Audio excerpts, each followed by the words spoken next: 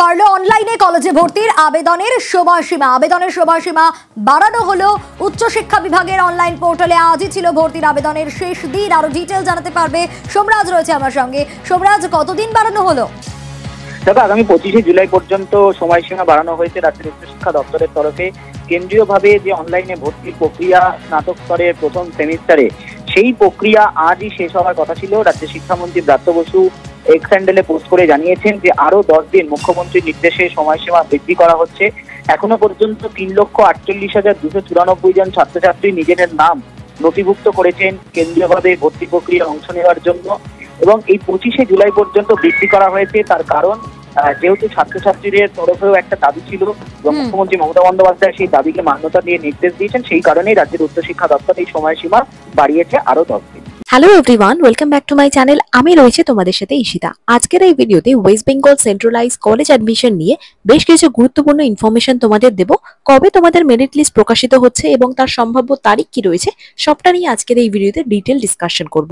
অবশ্যই প্রথম থেকে পুরো ভিডিওটা দেখার জন্য বলবো। চ্যানেলে নতুন হয়ে থাকলে এই ধরনের বিভিন্ন আপডেটসের জন্য অবশ্যই সাবস্ক্রাইব করে পাশে থেকো। পশ্চিমবঙ্গের সরকারি কলেজগুলোতে 2025 সালে স্নাতক স্তরের ভর্তি অর্থাৎ ইউজি অ্যাডমিশন এবারও West Bengal centralise college admission পোর্টালের মাধ্যমে করা হচ্ছে।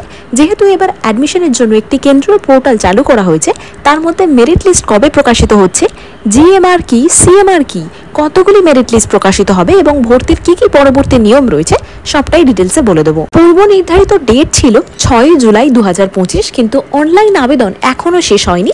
বারংবার তোমাদের ডেট এক্সটেন্ড করা হচ্ছে। প্রথমে ডেট ছিল 15 জুলাই তোমাদের লাস্ট অ্যাডমিশনের ডেট, এবং তোমাদের 19 জুলাই থেকে মেরিট লিস্ট প্রকাশের একটি সম্ভাব্য তারিখ প্রকাশিত হয়েছিল, এবং সেই তারিখ কিন্তু আবার বদলে গিয়ে 25 তারিখ অবধি এক্সটেন্ড করা হয়েছে তোমাদের ফার্স্ট ফেজের রেজিস্ট্রেশন প্রসেস। আজ যেহেতু 17 তারিখ, আগামী 25 তারিখ পর্যন্ত ফার্স্ট ফেজের অ্যাডমিশন প্রক্রিয়া চলবে। তোমাদের যে নোটিশে বলা হয়েছিল 1 আগস্ট থেকে তোমাদের কলেজের ক্লাস শুরু হয়ে যাবে, সেই নিয়েও কিন্তু এখন প্রশ্ন উঠছে। কারণ 25 তারিখ অবধি যদি তোমাদের রেজিস্ট্রেশন প্রসেস চলে, সেক্ষেত্রে আর 5 দিনের মধ্যে তোমাদের কিভাবে কলেজের ক্লাস শুরু হতে পারে। তো এই বিষয়ে তোমাদের কি মতামত রয়েছে অবশ্যই কমেন্ট বক্সে জানাও। তবে যেদিনই তোমাদের মেরিট লিস্ট প্রকাশিত হবে, তার মধ্যে কিছু ইম্পর্টেন্ট জিনিস তোমাদের জেনে রাখা উচিত, এবং কিভাবে তোমরা মেরিট লিস্ট চেক করবে অবশ্যই দেখে নাও।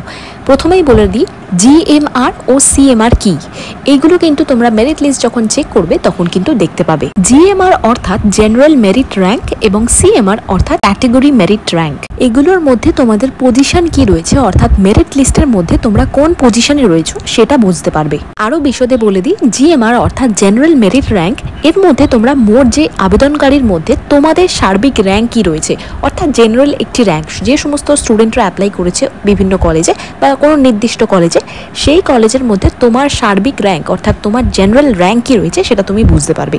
এবার বলে দিই, সিএমআর অর্থাৎ ক্যাটেগরি মেরিট র্যাঙ্ক, এর মধ্যে তোমরা যে ক্যাটেগরিতে রয়েছো সেই ক্যাটেগরি ওয়াইজ তোমাদের যে র্যাঙ্ক রয়েছে, অর্থাৎ এসসি এসটি ওবিসি, সেই ক্যাটেগরি ওয়াইজ তোমরা তোমাদের র্যাঙ্ক দেখতে পাবে সিএমআর লিস্টে। এবার বলে দিই, তোমাদের মধ্যে বেশ কিছু স্টুডেন্টের কনফিউশন থাকে মেরিট লিস্ট আর অ্যালোকেশন লিস্টের মধ্যে ডিফারেন্স কি। অ্যালোকেশন লিস্টে যদি লেখা থাকে অ্যালোটেড, তার মানে তুমি ওই কলেজে ভর্তি হওয়ার সুযোগ পেয়ে গেছো। মেরিট লিস্টে তোমার নাম কোন কলেজে এসছে এবং তোমাদের র্যাঙ্ক কত রয়েছে সেটা তোমরা মেরিট লিস্টে দেখতে পাবে, এবং তোমাদের অ্যালোকেশন লিস্টে কোন কলেজে তোমার জন্য সিট রয়েছে অর্থাৎ সিট অ্যালোকেটেড রয়েছে যেটায়, সেটা তোমরা এখানে দেখতে পাবে। অর্থাৎ তুমি যে কটা কলেজ অ্যাপ্লাই করেছো, সে কটা কলেজের মধ্যে তুমি যদি 10টা কলেজ অ্যাপ্লাই করে থাকো এবং 5টা কলেজে তোমার জন্য সিট রয়েছে, অর্থাৎ 5টা কলেজে তোমার চান্স রয়েছে অ্যাপ্লাই করার জন্য, সেক্ষেত্রে সেটা কিন্তু তোমরা অ্যালোকেশন লিস্টে দেখতে পাবে। আর মেরিট লিস্টে সেটা যে কলেজে তুমি পেয়েছো সেই কলেজের লিস্ট এবং কলেজের র্যাঙ্ক তোমরা মেরিট লিস্টের মধ্যে দেখতে পাবে, সেটা একটা স্পেসিফিক কলেজের মধ্যে। তোমরা তোমাদের মেরিট লিস্ট অনলাইনের মাধ্যমে চেক করে নিতে পারবে WBCAP পোর্টাল, যার লিঙ্ক তোমরা দেখতে পাচ্ছ https://wbcap.in তারপর /closed। এখানে লগ ইন করে নেওয়ার পর, মানে তোমাদের যে আইডি পাসওয়ার্ড রয়েছে সেটা দিয়ে লগ ইন করে নেওয়ার পর, তোমাদের প্রেফারেন্স যেটা রয়েছে সেখানে ভিউ অল অপশনে ক্লিক করলে প্রতিটা কলেজের জন্য মেরিট র্যাঙ্ক এবং অ্যালোকেশন স্ট্যাটাস তোমরা দেখতে পাবে। যদি অ্যালোটেড লেখা দেখতে পাও তাহলে সেটির ভর্তির সুযোগ পেয়েছো, অর্থাৎ যে কলেজের পাশে তোমাদের অ্যালোটেড বলে অপশন শো করবে সেখানে তোমরা ভর্তির জন্য সুযোগ পেয়ে গেছো। এবং তারপর ভর্তির জন্য ফিস পেমেন্ট এবং টেক অ্যাডমিশন অপশনে ক্লিক করলে যে কলেজে চান্স পেয়েছো সেই কলেজে যে পেমেন্ট দেখাচ্ছে সেই ফিসটা পেমেন্ট করলে তোমরা কিন্তু ডাইরেক্টলি তোমাদের কলেজে প্রভিশনাল একটি মেরিট লিস্ট পেয়ে যাবে। এবং সেটাই যখন কলেজে ভেরিফিকেশন হবে অর্থাৎ ডকুমেন্টস ভেরিফিকেশনে, তখন কিন্তু তোমাদের সেই প্রভিশনাল অ্যাডমিশন রিসিপ্টটা নিয়ে যেতে হবে। আরও একটা জিনিস বলে রাখি, যদি প্রথম মেরিট লিস্টে তুমি পছন্দের কলেজ না পাও সেক্ষেত্রে তোমাদের একটি অপশন শো হবে যেখানে আপগ্রেড ইয়েস অপশন থাকবে।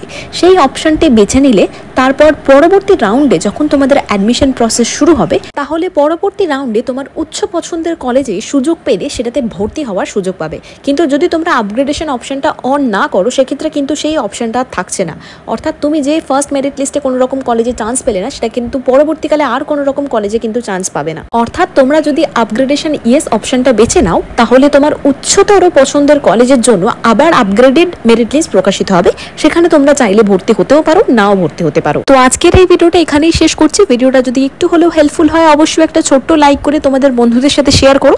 পরবর্তীতে বিভিন্ন আপডেটসের জন্য অবশ্যই সাবস্ক্রাইব করে পাশে থেকো।